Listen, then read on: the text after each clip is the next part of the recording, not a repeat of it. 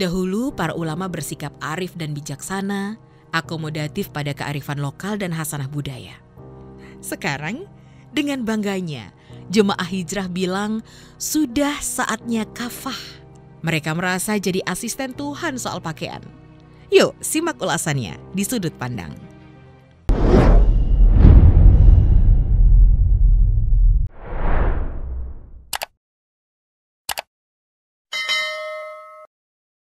Orang Indonesia, tulisan Nisa Alwis. Kemarin seorang uhti memuji gadis berjilbab di samping saya, sekaligus ia menunjukkan tak ada kompromi baginya, apalagi apresiasi pada yang hanya berselendang saja. Alhamdulillah, yang muda malah sudah hijrah. Begitu kurang lebih ungkapannya. Selanjutnya ia bersemangat menunjukkan bahwa dirinya agen dakwah. Intinya, baginya jilbab itu mutlak. Ia samakan berjilbab bagai kewajiban ibadah haji. Menjaganya bagai kesetiaan orang menjaga pernikahan. Wong gendeng iki. Kejauhan main atau gimana ini? Mbak, haji itu rukun Islam. Kalau jilbab rukun apa? Menikah untuk sehidup semati. Kalau baju, bukannya tiap hari biasa ganti-ganti. Setali 3 uang, ada juga yang serupa.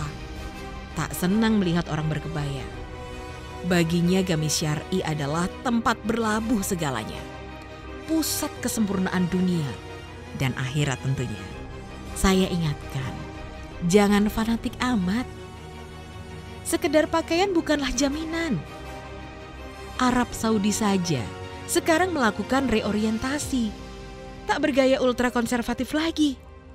Mereka sudah tahu itu menghambat indeks pertumbuhan dalam negeri. Wanita di sana kini legal saja nampak rambut melepas burka. Silakan update.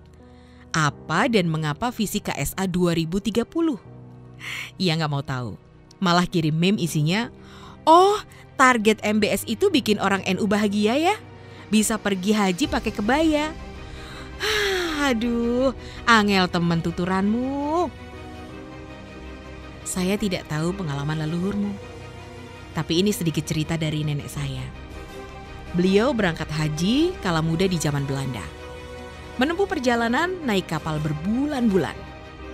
Selama di sana dan juga sekembalinya, beliau pakai kain kebaya, layaknya orang Sunda, beserta selendangnya. Rasanya begitupun famili jemaah haji yang berangkat sampai era 80-an. Itu bukan pelanggaran.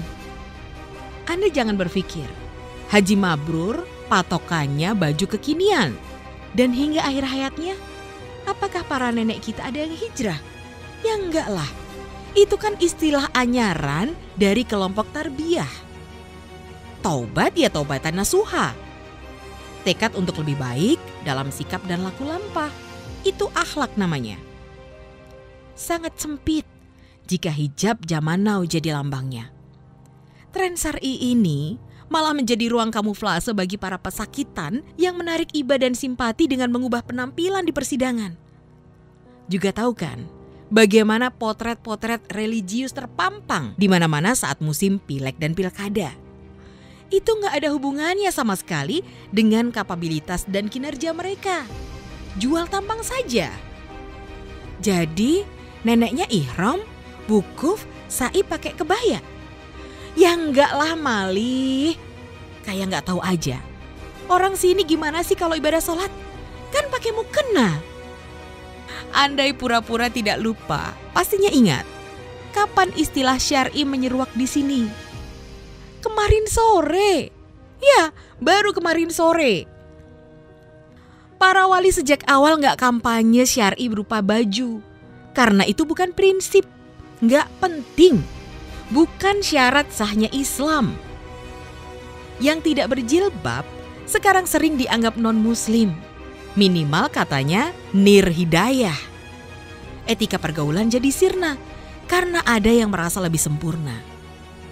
Padahal aurat adalah produk fikih dan soal budaya, hasil ijtihad manusia. Tapi orang-orang sekarang pada ngotot jilbab adalah perintah langsung dari Allah.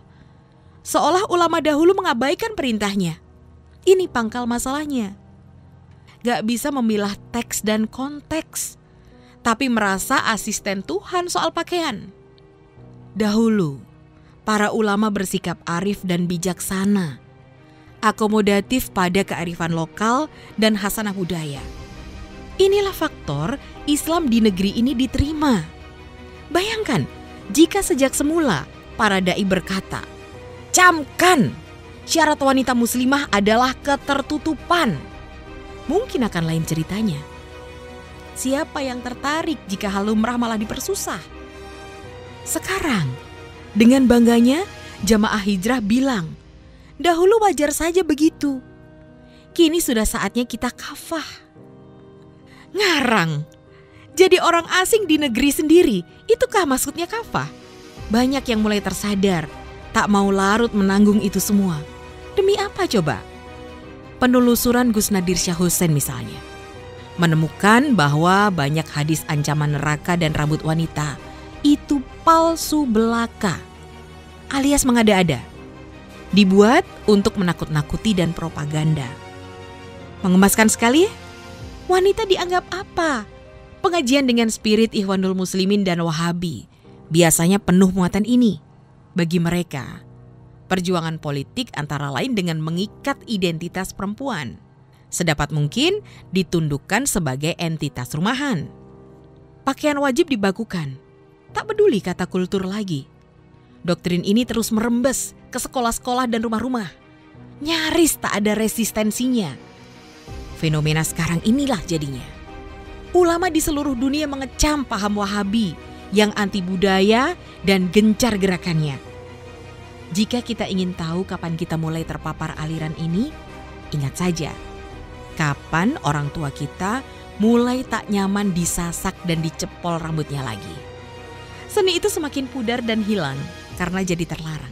Lalu ramai cap bid'ah dan syirik di sana-sini mulai marak yang mengharamkan hal-hal mubah, memperumit yang mudah, bercampur sentimen pada pemerintah dan banyak tahayulnya.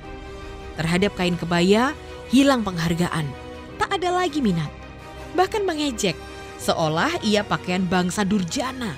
Baju tradisi orang tua sendiri dianggap tidak manfaat. Apa nggak kualat?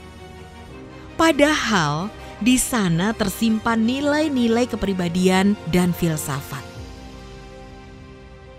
Sejatinya, agama hadir ingin memerdekakan manusia. Jilbab di Islam pernah jadi simbol pembeda kelas sosial di era perbudakan. Semestinya jangan terpaku, sebab praktik jahiliyah itu sudah berlalu. Semua orang kini merdeka. Mengapa perempuan malah balik terpenjara? Saatnya menanamkan prinsip bahwa takwa bukan karena bajunya. Fikih aurat 1000 tahun lalu dengan setting Arabia. Apakah mutlak harus berlaku hingga sekarang di seantero dunia? Fair saja. Perempuan-perempuan muda masa kini kuliah di Mesir sampai Eropa tanpa harus ditunggui walinya. Sistem sosial sudah jauh lebih aman dan maju. Mengapa soal baju begitu kaku? Lahir dan besar berpijak di sini. Di bumi Katulistiwa dengan iklim tropis dan kaya warisan berharga. Mau tumbuh jadi apa kita jika malah tercerabut dari akar budaya? Sebagai muslim, kita melakukan ibadah haji ke Mekah dan Madinah, tapi selamanya kita tetap sebagai orang Indonesia.